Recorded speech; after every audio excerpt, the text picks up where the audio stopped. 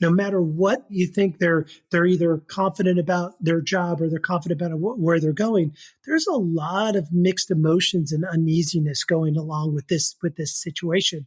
And in many cases, because of the way that things change in our economy or our environment, it's not what they planned. You're not going from fifth grade to sixth grade. You're going from fifth grade and then wait a second, the job that you thought you were going to have doesn't exist anymore. Or the friends that you thought you were going to be roommates with after college are not going to be the roommates you're after college. And so you really have to be able to adapt. It's not set in stone. You're not just going to go on this magic carpet ride. You now have to make your own decisions. Welcome to This Empty Nest Life. Join Jay Ramsden as he leads you on a transformative journey through the uncharted seas of midlife and empty nesting. If you're ready to embark on this new adventure and redefine your future, you're in the right place. Here's your host, the Empty Nest Coach, Jay Ramsden. Hey there, Empty Nesters. Today's episode is not one only for you, but it's for your kiddos, high school, college, young adults. It doesn't really matter where they fall in that, but you're going to want to share this episode with them, and here's why. Today, I have the pleasure of chatting with Rob Finley, the author of Hey Dad. He's right here in the studio, and let me tell you, when I was reading through this book a little bit, I was like, ooh, I taught my kids something, but I didn't teach them everything. So sorry about that, Connor and Caitlin, but maybe after reading this book, I'll come back and teach you a few more things. So Rob, good to see you, and welcome to This Empty Nest Life. Yeah, thanks, Jay. Thanks so much for having me. Yeah. So tell me a little bit more about this book. You talk a little bit about you had a call at one point in the middle of the night and you were like, oh, well, yeah, I didn't teach my kids everything that I should have, or maybe you had that feeling of I should have taught them more about everyday things that happen. Is that the impetus for this book? Was there something else? Let's start there. Yeah, no, I really think, there was a magical moment, obviously, that moment where it was actually my wife after that call that you mentioned, middle of the night call, which every parent dreads, right? That's the one that they always gets us. And my daughter, I answered the phone. It was my daughter. She was in the middle of traveling from Wisconsin to Austin, Texas. She called me and she asked if she could put the green gas in her Jeep. And at that moment, I was like, well, what do you mean, green gas in your Jeep? She's like, yeah, green gas. I'm like, are you diesel? Is that what you're talking about? It was. So clearly she has a gas engine. So no, she cannot put diesel in. But at that point, it made me feel, along with all these other sort of revolving questions that I get from my kids, that maybe I haven't taught them everything. And it was actually after that phone call late at night, my wife was like, you know what? Why don't you just write a book? Why don't you just put all this stuff that that you've learned and write a book? And so I said, you know what? It's actually not a bad idea. I couldn't even get back to sleep that night because I was so excited about it. And so the next day, for probably the next year or so, I interviewed 30 experts in the field of everything from finding apartments, maintaining cars, practical life wisdom, Navy SEALs, NASCAR race car drivers, and crew chiefs on how to take care of their cars, and everybody in between, to give a book that is not preachy, but rather sort of a foundational, here, you're about to get this big life moment, this big life change. Here you go. Here's a little manual. Skim through it. Figure out what you need to do to become an adult. Yeah. And what I like about the book too, is it's kind of broken down into like where you are at any given moment in life, right? It's like the questions come up in a timeline for them. What do you think are the most important skills that we may have missed teaching our kids? Let's start there. Yeah. I think one of the biggest ones that I see is networking and the ability for our young adults to have meaningful conversations and be comfortable in situations that are not their buddies on Snapchat or messaging or whatever. And I think that's one of the things that I would encourage. And now seeing this and talking to others, I would actually go back and really focus on this and really work with your young adult to make sure that they're having conversations with other adults and that they're comfortable putting them in the situations. And the reason for that with networking is everything that they do from now on will involve some type of interaction with another adult, whether it's trying to find a job, it's a big shock for a lot of kids that you don't just go on LinkedIn, click the easy button and get the job of your dreams. You actually have to work at it. You have to talk to people. As your child gets older, being able to, they go to a different area, a different apartment, a different area, and they're going to have to make friends. And they're going to have to be able to be comfortable in these situations. So I think one of the first things, the long-winded answer is networking. Get your kids comfortable to be interpersonal and be able to interact with other adults. Yeah, I think most people know the phrase, right? It's not what you know, it's who you know.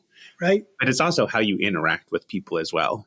And, the bigger your network, the more likely, if you are going to move to someplace else, you may know somebody that knows somebody who could connect you up there and start even just a conversation to say, hey, what are the places to be and how do you get there? What else is there besides the networking piece? Is there just to piggyback on that point? Hey, it's so much more than just getting a job, right? At some point, a young man is going to have to come in and ask for to marry one of my daughters, or if my daughter brings in a boyfriend. You know what? If they can't look me in the eye and give me a real handshake, that's it. So these are things that are they come and go, but they're evolved in everywhere. So I think that's the first one. The second thing that I've realized is a big issue for a lot of young adults at this time of transition. I call this time of transition basically going from basically dependent to independent. So either graduating from high school and then they're on their own, or graduating from college and they're going on their own. And the analogy I like to use is I was at an airport, and you're on these airports and they have these sort of these automated walkways, and I call them basically the magic carpet ride. You jump on and you go, and I put that analogy to sort of our kids, where from the time they're born to the time they leave home, they're on that magic carpet ride. And so they're constantly in there saying, okay, I go to first grade, I go to second grade, third grade, so on and so forth. And then all of a sudden that magic carpet ride stops and they now have to figure out what they're going to do. Do not underestimate how impactful and difficult this situation is for your child. No matter what that you think they're either confident about their job or they're confident about where they're going, there's a lot of mixed emotions and uneasiness going along with this situation. And in many cases, because of the way that things change in our economy or our environment, it's not what they planned. You're not going from fifth grade to sixth grade. You're going from fifth grade and then, wait a second, the job that you thought you were going to have doesn't exist anymore. Or the friends that you thought you were going to be roommates with after college are not going to be the roommates you're after college. And so you really have to be able to adapt and make decisions and understand that it's not set in stone. You're not just going to go on this magic carpet ride. You now have to make your own decisions. Right. Yeah, and I think that's a great point too, Rob, is because you see it now as we get older, right? It's like, even with my parents are both still alive. My mom has said, I didn't expect our life to turn out like this now. My clients say the same thing. Once the kids are grown and flown, I didn't expect my life to be like this right now. And it's something I think that's underestimated for the kids as they're getting ready to launch. They're so full of excitement. It's like, it's not going to go exactly as you plan. Yeah. And it's overwhelming. I mean, in some cases, one of my daughters started college, thought she had picked the perfect major. It was in computer science. Everybody knows, a few years ago, everybody wanted to be a developer, and she could just basically go out and write her own, whatever she wanted to do. That was going to happen. But then all of a sudden, while she was in her senior year, all of a sudden those jobs went offshore and they weren't hiring. And next thing you know, that skill set that she got and she thought she was going to have no longer is valid. And now she had to pivot and adapt to something new. And that was very hard for her because she was so set in what she was going to do. Now she had a failure to launch almost. She didn't know where she wanted to live because she didn't know what she wanted to do. She didn't know what she wanted to do because she didn't know where she wanted to live. And it just became this failure to launch. And that became something where I finally had to sit her down. And this was a lot of one of the best parts about writing this book for me was being able to interview all these experts and so many things. And there were a couple people who are my contributors onto this book who are clinical psychologists and they understand like, being able to step up and move and all this. And they said, yes, it's okay. This is just a step in your life. The decisions that you make right now are not going to be it for the rest of your life. You're not going to have this job, this location for the rest of your life. So don't worry about it. Relax, but get going, because the longer you delay moving out and becoming independent rather, the longer you take to get to that moment in life, the harder it's going to be for you to continue. And parents, we are guilty of enabling our kids to stay in the nest a little bit longer, to do the things that we think is going to be until it's the right time. And that's detrimental. Yeah, absolutely. Right. We do often enable our kids to, have a little bit of a cushion, a little bit of help, right? Not everybody, right? There's some parents who operate differently, but at least in the US, there is kind of this idea of like, no, we're going to help our kids because we want them to have better and do better than what we did when we were growing up. And that's like a true American thing. Every single generation wants that same thing. But we've gotten to a point where it's like, ooh, now what? Like, you don't even know how to pivot to plan B. You mentioned that in your book? Do you talk about how to pivot to plan B, and what does that look like?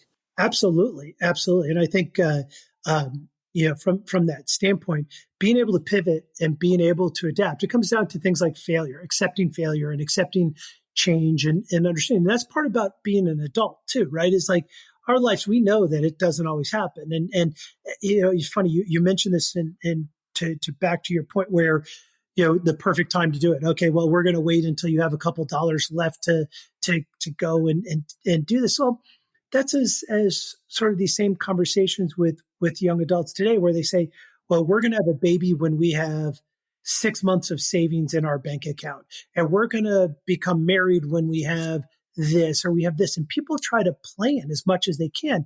But quite frankly, when is it enough? You never, right?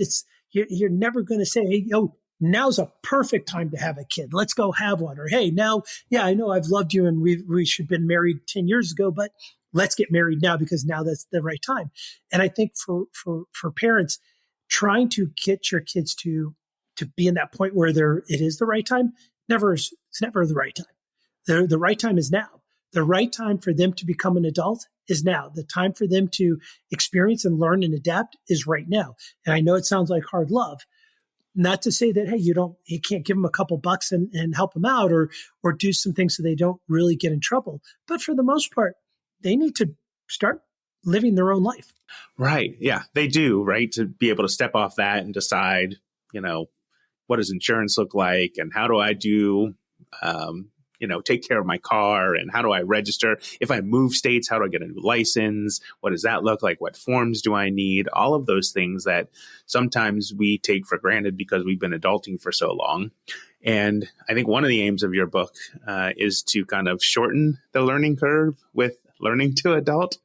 And what does that look like specifically? Like, what kind of advice would you give to parents today whose kids may be in high school and say, how can you help them shorten that learning curve?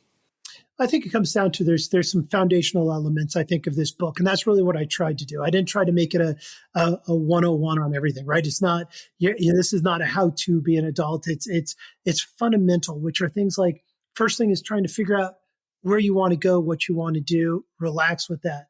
The second is, hey, now go get a job. Go get a job.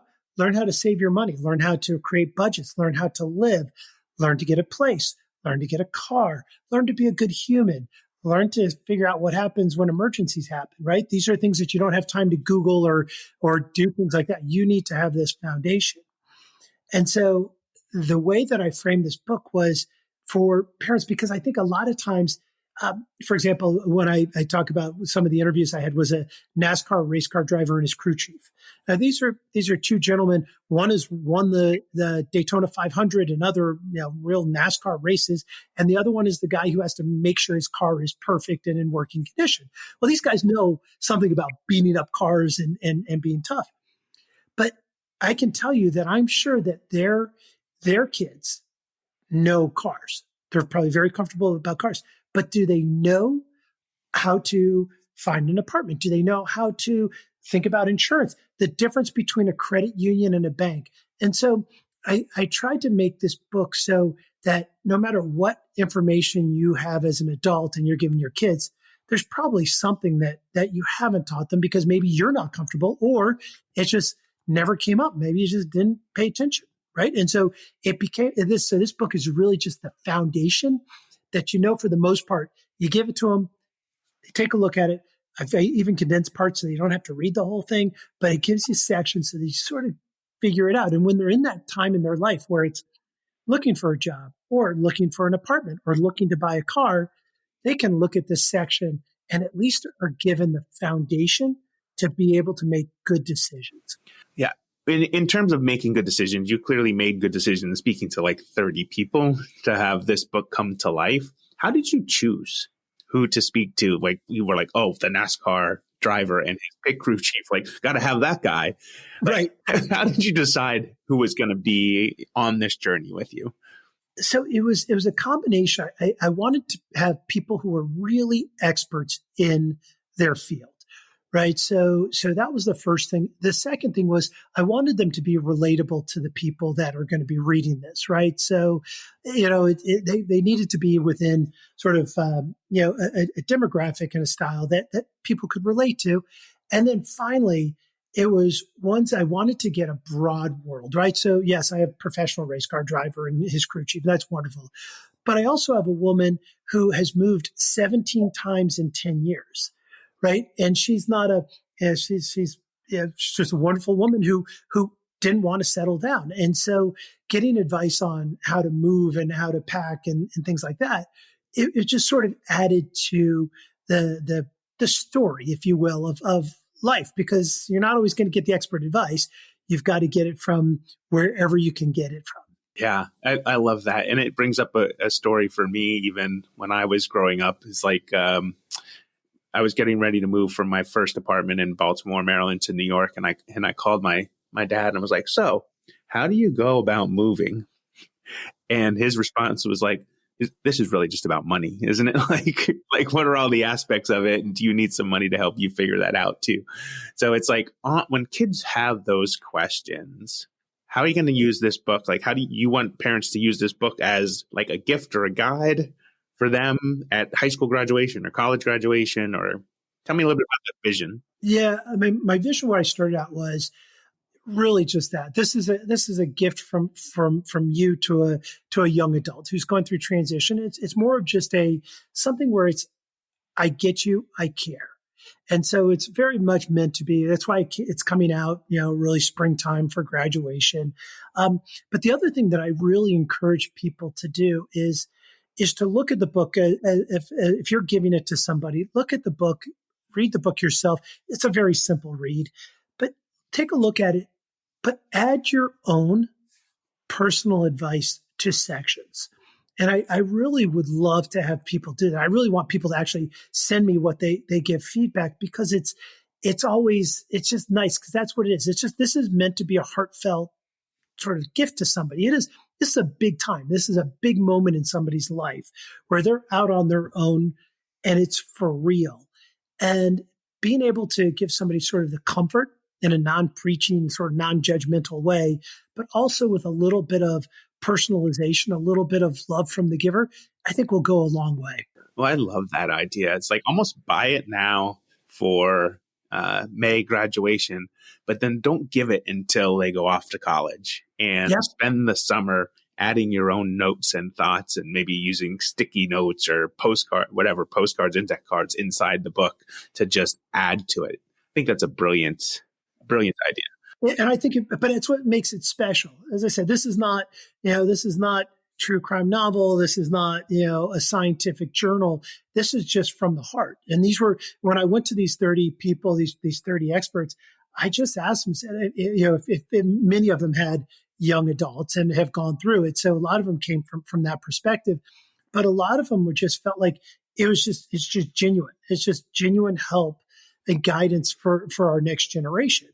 And, but making it your own. I've got a grandmother who wrote me, and she said, I can't wait because I've got all these little things that I've been wanting to give as advice on when they decorate their first apartment, what furniture to buy, what not to buy, and things like that. And they add their own little story. So really making it personal.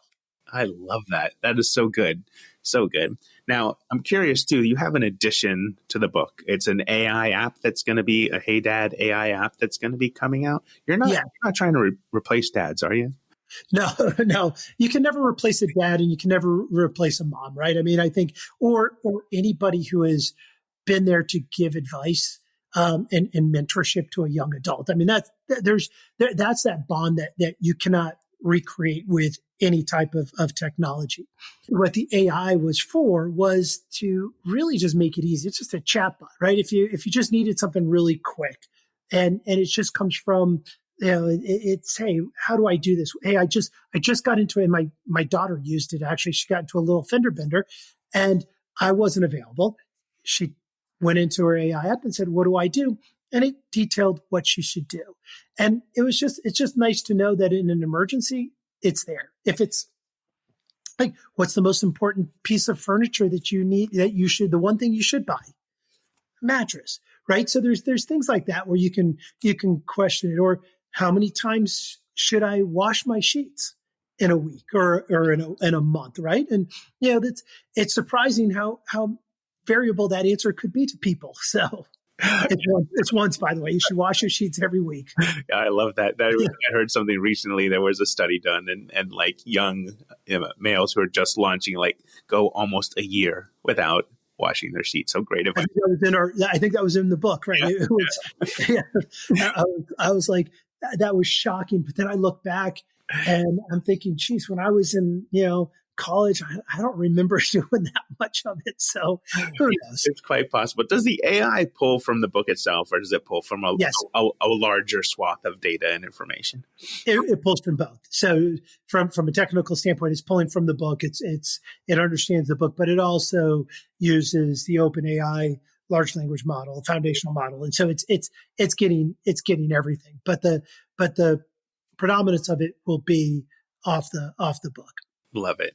Love it. Now you yourself are almost an empty nester, right? You have one that is almost launched, just got another year of school left, right? Yes. Yeah. So tell me about that journey, right? You're not only an author, serial entrepreneur, but you're also a dad who has 4 kids who are all different age range, but who have launched. Like, tell me about your own empty nest journey. It's been a very interesting dynamic, which is why when I saw your podcast, I was like, what a fantastic topic, right? It is. It's such a transition for people, right? It's just this time of your kid, especially when you devote so much to raising them and having them leave. It's a sense of purpose that I think is incredibly like you're void of this, of that meaning. And so I had a very similar experience when I sold my first business, because I had spent all my time creating this business and I sold it. And it was the only thing I had. I mean, I had the kids, but I had the business. I sold the business. And the next day people would say, "Oh, well, what do you do?" And I would say, "I don't know. I nothing, I guess." And it really became, it was almost like, that was like almost a midlife crisis for me, because I had to find out what I really wanted to do. And I had to go through this soul searching of purpose and what is my life. And I was fortunate. I had the kids at the time, but I don't know. I was probably very immature at the time when I sold it, where my kids were, I thought I was doing everything I could to build a business, provide for my kids, and not realize what really is important is actually creating the kids, then focus on the business. But the journey has been interesting, and I've got 4, as you said, and each one is different. One was really easy. Next one, a little bit harder, because she had some other dynamics of where she wanted to live and who she wanted to live with. And then the third one was really hard, because she had that, the job and so on and so forth. The fourth one is more independent than I am. So I'm not, so she's already planned and mapped out her life. Now, what I worry about her is, if something changes, will she be able to adapt? because she is so regimented on where she's going to go, what she's going to do, who she's going to work for, research that she's going to do. And so I hope so. You hope that it all pans out in the end, right? Right. Absolutely. What's something that you've learned about yourself through writing this book and also through becoming an empty nester? You're never done being a parent. You're never done being an adult, and adulting changes, and adulting and the interactions that we have with our children have changed so much, and the issues and the concerns that they have are very different than probably the ones that we had when we were in the same situation. Mm-hmm. And that was really fascinating for me. It's just this point. I was talking to an EMT as part of the book on emergencies. Like, what do you do? I said, what are the things that every young adult must know how to do? And I was thinking, oh, they need to know how to perform CPR. They need to know how to do the Heimlich, all this other stuff. He came to me and said, no, just one. The number one thing is knowing how to administer Narcan, which is the spray. I was flabbergasted. I was like, what?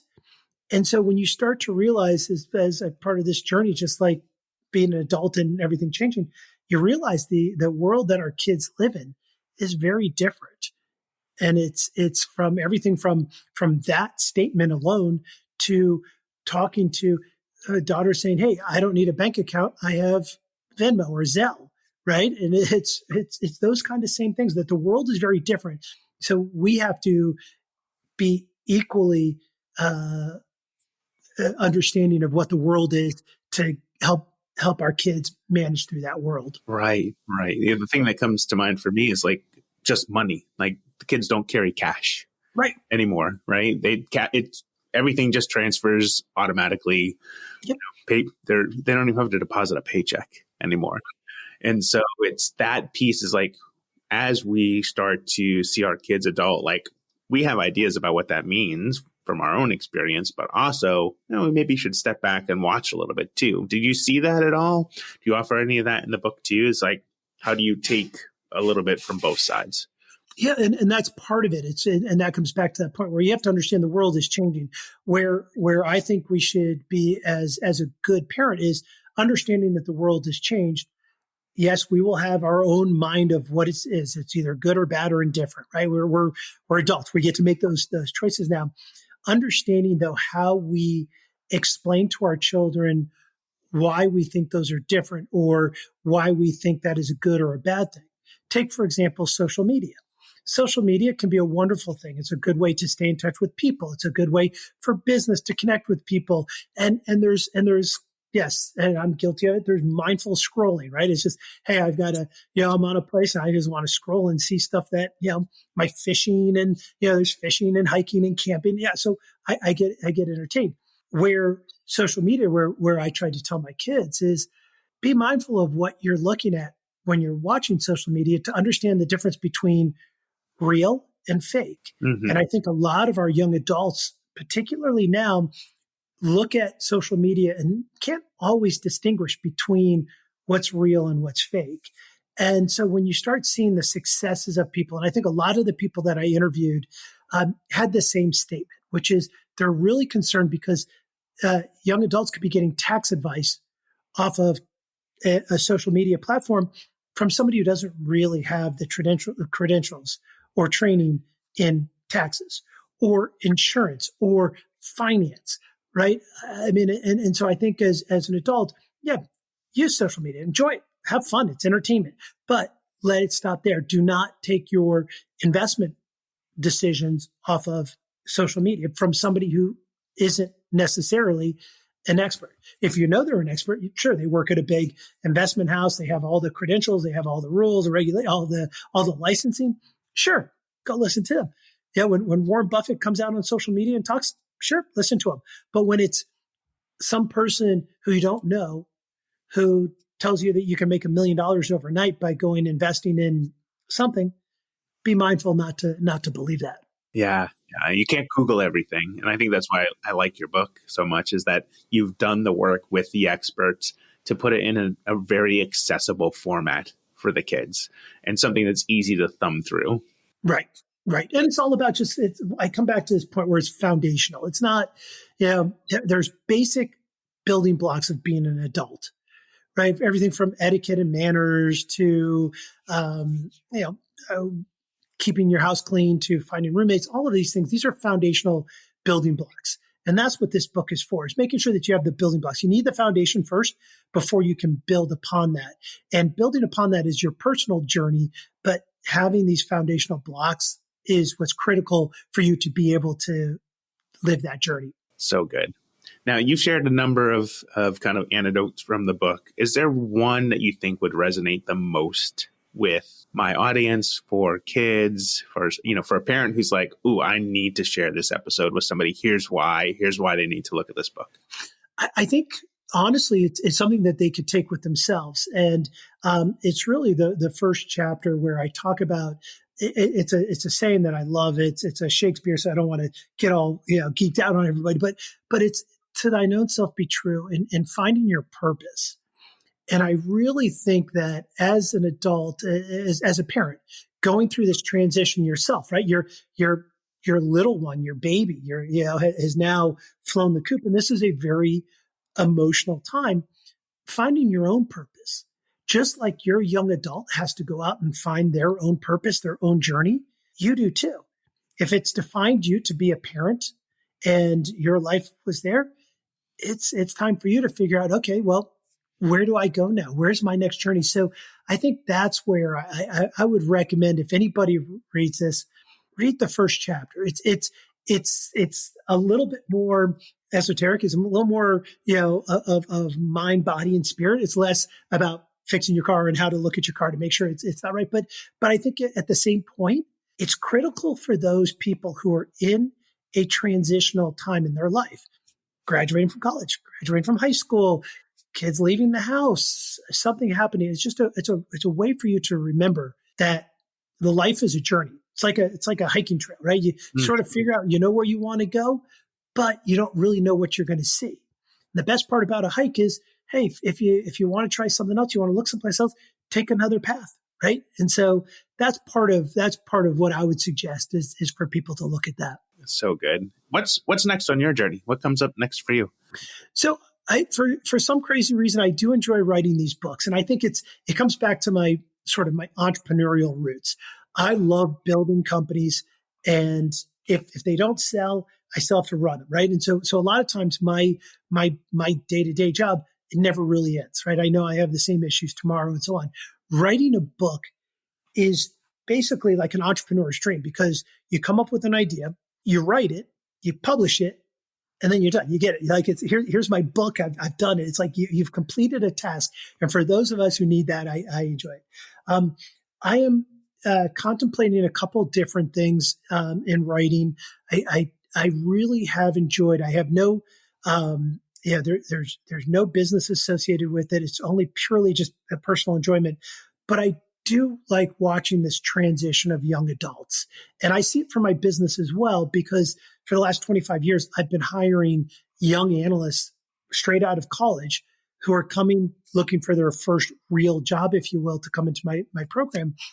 And I've seen a remarkable change in those 25 years I've been doing this, between the young people who started interviewing to the people today. And so I think it would be, I think I will continue on this journey of sort of providing advice to young adults, but maybe a little bit more specifically for a certain segment or something a little bit more narrow. We'll see though. Yeah, you'll see what inspires you. There may be another "Hey Dad" question that points you in a different direction for sure.